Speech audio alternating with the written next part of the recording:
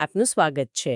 આજે આપણી પાસે ખ્રિસ્તી ધર્મશાસ્ત્ર પર આધારિત કેટલાક ખૂબ જ રસપ્રદ લખાણો છે અને આ બધા લખાણો ખાસ કરીને ઈસુ નામના આધ્યાત્મિક મહત્વ પર કેન્દ્રિત છે. તે પવિત્ર આત્માની ભૂમિકા, ઈશ્વર સાથેની એકતા અને અને આ બધું ઈસુ નામ સાથે કેવી રીતે જોડાયેલું છે તેની ખૂબ વિગતવાર ચર્ચા કરે છે. તો ચાલો આને ઉકેલવાનો પ્રયત્ન કરીએ. આપણો હેતુ એ સમજવાનો છે કે આ લખાણો અનુસાર ઈસુ નામ, પવિત્ર આત્મા અને વિશ્વાસીઓનો ઈશ્વર સાથેનો સંબંધ એ કેવી રીતે એકબીજા સાથે ગૂંથાયેલો છે. આમાં યોહાનની સુવાર્તા અને બાઇબલના અન્ય ભાગોમાંથી પણ ઘણા સંદર્ભો છે. બિલકુલ.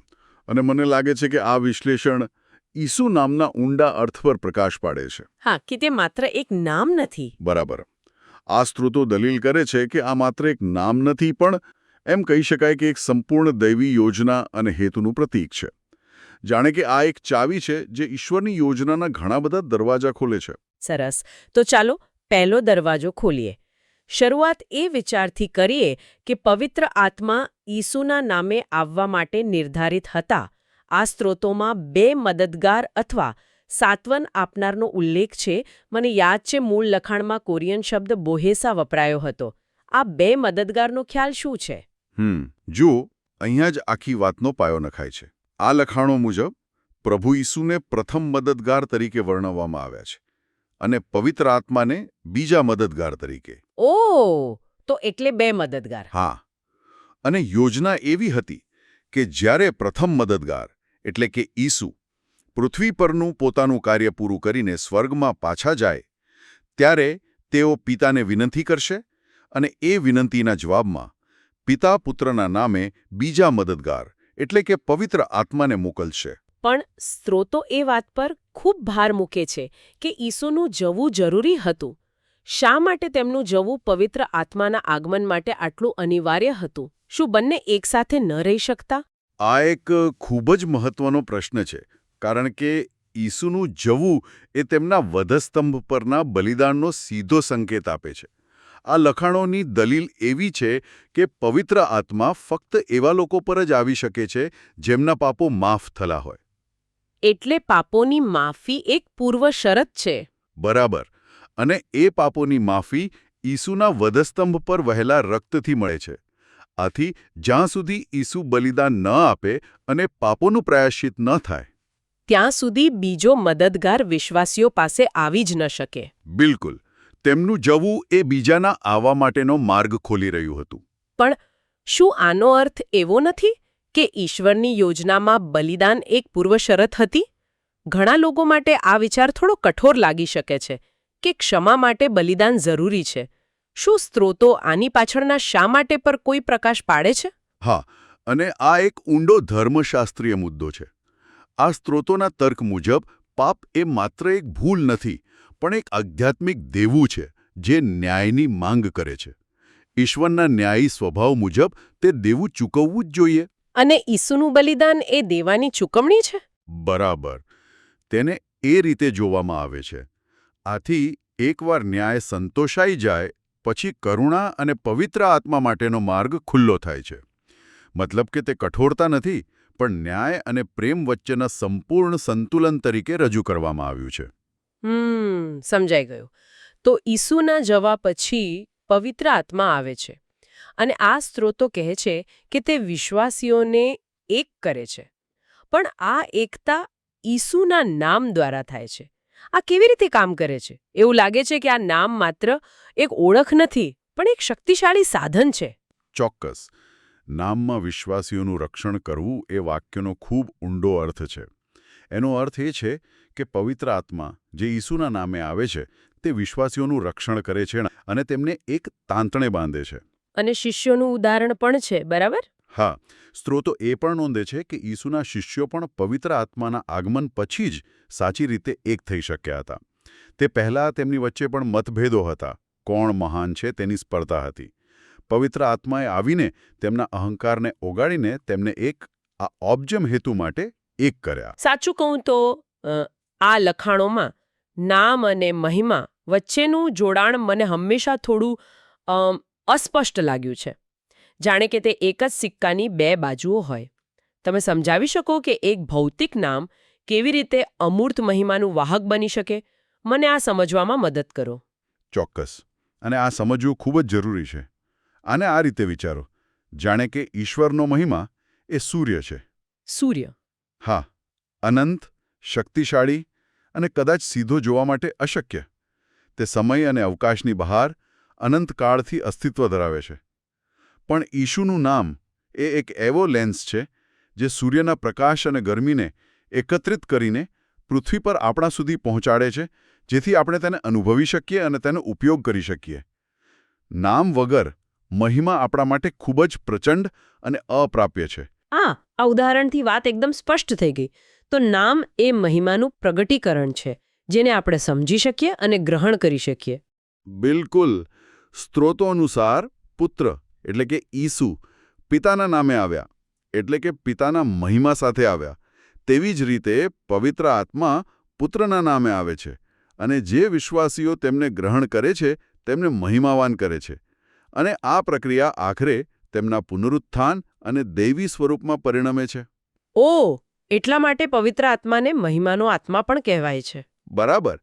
કારણ કે તે જ વિશ્વાસીમાં ઈશ્વરના મહિમાને સક્રિય કરે છે, જેમ લેન્સ સૂર્યપ્રકાશને સક્રિય કરે છે. તો ચાલો આ એકતાના વિચાર પર પાછા ફરીએ. જ્યારે લખાણો કહે છે કે વિશ્વાસીઓ ઈશ્વરમાં એક થઈ જાય છે, ત્યારે તેનો વાસ્તવિક અર્થ શું છે? શું તેનો અર્થ એ છે કે તેઓ ભૌતિક રીતે કે અસ્તિત્વની દ્રષ્ટિએ ઈશ્વરમાં ભળી જાય છે? ના, અને આ ભેદ ખૂબ જ મહત્વપૂર્ણ છે. સ્ત્રોતો આ બાબતે ખૂબ સ્પષ્ટ છે. એક થવાનો અર્થ અસ્તિત્વનું એકબીજામાં ભળી જવું નથી, પણ ખ્રિસ્ત જેવો જ વિચાર, ઈચ્છા અને હેતુ રાખવો છે. જેમ ઈસુના શિષ્યો પવિત્ર આત્માના આગમન પછી હેતુમાં એક થયા, છતાં તેમના વ્યક્તિત્વ અને ઓળખ અલગ રહ્યા. એટલે વિચાર અને મનની એકતા છે, અસ્તિત્વની નહીં. બરાબર. તો શું એનો અર્થ એવો થાય કે આપણે ઈશ્વર નથી બની જતા, પણ જાણે ઈશ્વરની ટીમમાં એક ખેલાડી બની જઈએ છીએ, જેઓ સમાન ધ્યેય માટે કામ કરી રહ્યા છે? આપણું વ્યક્તિત્વ ટકી રહે છે. તમે બરાબર સમજ્યા. તે એકદમ સાચી સરખામણી છે. લખાણો એ પણ સ્પષ્ટ કરે છે કે સર્જનહાર અને સર્જન વચ્ચેનો તફાવત હંમેશા રહે છે અને રહેશે. સર્જન સમય અને અવકાશની મર્યાદામાં અસ્તિત્વ ધરાવે છે, જ્યારે ઈશ્વર તેનાથી પર છે. આ એક મૂળભૂત તફાવત છે જેને ઓળંગી શકાતો નથી. એક સર્જન ક્યારેય સર્જનહારનો ભાગ બની શકતો નથી, કારણ કે જેનું અસ્તિત્વ સમયની શરૂઆત સાથે શરૂ થયું છે, તે હંમેશા અસ્તિત્વમાં રહેનાર શાશ્વત સત્તા સાથે ભળી શકે નહીં. એટલે આ એકતા સંબંધની છે, સારની નહીં. બરાબર. આ સ્પષ્ટતા ખૂબ જ મદદરૂપ છે. તો આ બધાનો સાર શું છે? એવું લાગે છે કે ઈસુનામાં માત્ર એક ઓળખ જ નહીં, પરંતુ એક ખૂબ જ ચોક્કસ અને વ્યાપક દૈવી હેતુ પણ છુપાયેલો છે. બિલકુલ. આ નામનો શાબ્દિક અર્થ જે છે કે જે અસ્તિત્વમાં છે તે મુક્તિ છે. અને આ સ્ત્રોતો અનુસાર આ એક જ નામમાં 3 મુખ્ય અને ખૂબ જ વિશિષ્ટ હેતુઓ સમાયેલા છે. પહેલો હેતુ છે સર્જનને તેના પાપોમાંથી મુક્તિ અપાવવી. આ તાત્કાલિક મુક્તિ છે જે વિશ્વાસ દ્વારા મળે છે. ઠીક છે, એ તો સમજાયો. તે ખ્રિસ્તી ધર્મનો મૂળભૂત સિદ્ધાંત છે. આગળ શું છે? બીજો હેતુ એ વધુ ઊંડો અને ક્રાંતિકારી છે. વિશ્વાસીઓમાંથી ભવિષ્યમાં પાપ કરવાની સંભાવનાને જડમૂળથી નાબૂદ કરવી. એક મિનિટ, આ તો જબરદસ્ત વાત છે. પાપમાંથી મુક્તિની વાત તો સમજાય, પણ પાપ કરવાની સંભાવના જ નાબૂદ કરી દેવી, આ તો માણસના મૂળભૂત સ્વભાવને, તેની સ્વતંત્ર ઈચ્છાને બદલવા જેવી વાત થઈ. આ સ્ત્રોતો આના વિશે વધુ શું કહે છે? આ કેવી રીતે શક્ય છે? આ ખરેખર એક ગહન વિચાર છે. જુઓ, સ્ત્રોતો એમ નથી કહેતા કે સ્વતંત્ર ઈચ્છા છીનવી લેવામાં આવે છે. તેનાથી વિપરીત તેઓ દલીલ કરે છે કે સ્વતંત્ર ઈચ્છાને સંપૂર્ણ બનાવવામાં આવે છે. સંપૂર્ણ બનાવવામાં આવે છે? અત્યારે આપણી સ્વતંત્ર ઈચ્છા પાપ તરફ ઝૂકેલી છે. આ પ્રક્રિયા દ્વારા વ્યક્તિની ઈચ્છા એટલી હદે ઈશ્વરની ઈચ્છા સાથે સુમેળમાં આવી જાય છે કે પાપ કરવાનો વિકલ્પ તેના માટે અકલ્પનીય અને અપ્રિય બની જાય છે. જેમ એક પ્રેમાળ માતા-પિતા પોતાના બાળકને નુકસાન પહોંચાડવાનું વિચારી પણ શકતા નથી, તેમ છતાં તેમની પાસે તે કરવાની શક્તિ હોય છે. તે પસંદગીની સ્વતંત્રતાનો નાશ નથી, પરંતુ પ્રેમ દ્વારા ઈચ્છાનું શુદ્ધિકરણ છે. એટલે કે વ્યક્તિ એટલી હદે પરિવર્તિત થઈ જાય છે કે તે ખોટું પસંદ કરવા માંગતી જ નથી. આ તો માનવ વિકાસનું અંતિમ લક્ષ્ય જેવું લાગે છે. અને ત્રીજો હેતુ શું છે? ત્રીજો અને અંતિમ હેતુ સૌથી વ્યાપક છે. સમય અને અવકાશમાંથી પાપનો સંપૂર્ણ નાશ કરવો. મતલબ કે આ માત્ર વ્યક્તિગત સ્તરે નથી. ના, આ બ્રહ્માંડના સ્તરે છે. આ તો કોસ્મિક સ્કેલ પર વાત પહોંચી ગઈ. બ્રહ્માંડમાંથી પાપના અસ્તિત્વને જ ભૂંસી નાખવું. આનો અર્થ શું છે? આ સ્ત્રોતો અનુસાર આ ઈશ્વરની અંતિમ યોજના છે. પાપ એ માત્ર માનવજાતની સમસ્યા નથી, પણ સમગ્ર સર્જન પર એક ડાઘ સમાન છે. અંતિમ લક્ષ્ય એ છે કે એક નવું સ્વર્ગ અને નવી પૃથ્વી બનાવવી જ્યાં પાપ, મૃત્યુ, દુઃખ અને અન્યાયનું કોઈ અસ્તિત્વ જ ન હોય. ઈસુ નામમાં આ સમગ્ર બ્રહ્માંડને પુનઃસ્થાપિત કરવાની યોજના સમાયેલી છે. જે વ્યક્તિગત મુક્તિથી શરૂ થાય છે અને સમગ્ર સર્જનની મુક્તિ પર સમાપ્ત થાય છે. બરાબર. આ તો ખૂબ જ ભવ્ય અને વ્યાપક યોજના છે. તો વ્યવહારમાં આ બધું સિદ્ધ કેવી રીતે થાય? એક સામાન્ય વિશ્વાસી માટે આ હેતુપૂર્ણ એકતા પ્રાપ્ત કરવાનો પ્રવાસ કેવો દેખાય? આ પ્રવાસ પવિત્ર આત્માને ગ્રહણ કરવાથી શરૂ થાય છે, કારણ કે તે જ ઈસુનું નામ અને મહિમા આપણી અંદર લાવે છે. સ્ત્રોતોમાં વર્ણવેલ પ્રક્રિયાને આપણે એક પ્રવાસ તરીકે જોઈ શકીએ. પહેલું પગલું છે ઈશ્વરના વચનને સ્વીકારવું. કારણ કે ઈશ્વરને વચન તરીકે વર્ણવવામાં આવ્યા છે, તેથી વ્યક્તિએ પહેલા તેમના વચનો પર વિશ્વાસ કરવો પડે છે. અને પછી? બીજું પગલું છે સત્યના આત્મા, એટલે કે પવિત્ર આત્માને ગ્રહણ કરવું. આ માત્ર બૌદ્ધિક સ્વીકૃતિ નથી, પણ આત્માને પોતાના જીવનમાં સક્રિય રીતે આમંત્રિત કરવો અને તેને કાર્ય કરવા દેવાની સંમતિ આપવી. જ્યારે કોઈ વ્યક્તિ સાચા અર્થમાં પવિત્ર આત્માને ગ્રહણ કરે છે, ત્યારે ઈશ્વરનું નામ એટલે કે ઈસુ તેમનામાં નિવાસ કરવાનું શરૂ કરે છે. આ એક જીવંત પ્રક્રિયા છે. હા, એક જીવંત, ગતિશીલ પ્રક્રિયા છે. અને આના પરિણામે શું થાય છે? આના પરિણામે વ્યક્તિની પોતાની ઈચ્છા ધીમે ધીમે ઈશ્વરની ઈચ્છાને આધીન થવા લાગે છે. તે હવે પોતાના નાના સ્વાર્થ અને ઈચ્છાઓ માટે નથી જીવતો, પરંતુ તે ઈશ્વરના મોટા ઉદ્દેશ્યોમાં સહભાગી બને છે. તે સર્જનને પૂર્ણ કરવાના કાર્યમાં, પાપને નાબૂદ કરવાના કાર્યમાં અને મનુષ્યની સ્વતંત્ર ઈચ્છાને સંપૂર્ણ અને પવિત્ર બનાવવાના કાર્યમાં ઈશ્વરનો એક સહાયક બની જાય છે. તે હવે માત્ર એક દર્શક નથી, પણ વાર્તાનો એક ભાગ છે. બરાબર. ચાલો આ બધી ચર્ચાનો સારાંશ જોઈએ. જો હું બરાબર સમજી હોઉં તો આ વિશ્લેષણ મુજબ ઈસુનું નામ કેન્દ્રમાં છે. તે એક ચાવી છે. પવિત્ર આત્મા ઈસુના નામે આવે છે અને તે વિશ્વાસીઓને ભૌતિક રીતે નહીં, પરંતુ હેતુ, વિચાર અને ઈચ્છામાં એક કરે છે. અને આ નામ પોતે જ મુક્તિ, પાપ કરવાની સંભાવનાનો નાશ અને અંતે બ્રહ્માંડમાંથી પાપના સંપૂર્ણ વિનાશ માટેની એક ભવ્ય દૈવી યોજના ધરાવે છે. તમે એકદમ સચોટ સારાંશ આપ્યો છે. અને આ સમગ્ર પરિવર્તન અને ઈશ્વરની ઈચ્છા સાથે એકરૂપ થવાની પ્રક્રિયામાં પવિત્ર આત્માને ગ્રહણ કરવો એ ચાવીરૂપ અને અનિવાર્ય પગલું છે.